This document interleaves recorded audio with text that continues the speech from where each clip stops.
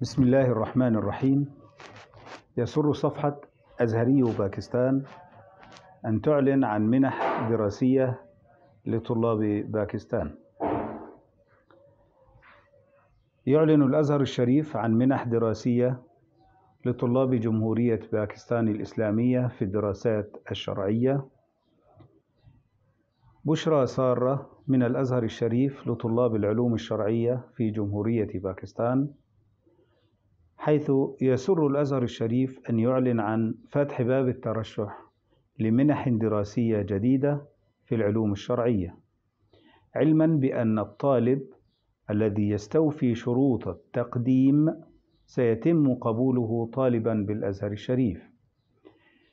أولا، شروط المنحة: 1. أن يملأ الراغب استمارة الالتحاق التي توجد على الرابط الموجود في وصف الفيديو.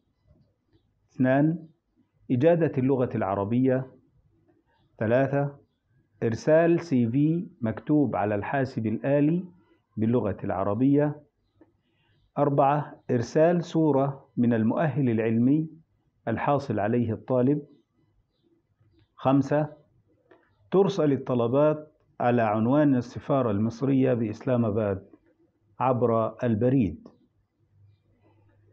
استمارة إلحاق طالب: أولا، بيانات شخصية: الاسم طبقا لجواز السفر، محافظة الميلاد وتاريخ الميلاد، محل الإقامة، رقم جواز السفر، الوظيفة، البريد الإلكتروني، رقم الهاتف أو الواتساب، الحالة الاجتماعية.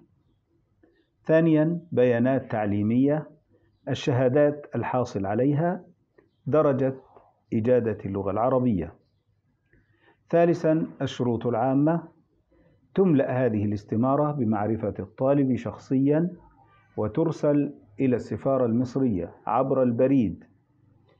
2. إجادة اللغة العربية والتحقق من ذلك بالمقابلة الشخصية مع السيد السفير المصري أو من ينوب عنه.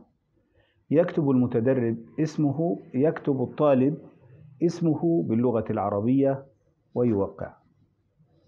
مع تمنياتنا لكم بدوام التوفيق، والسلام عليكم ورحمة الله وبركاته.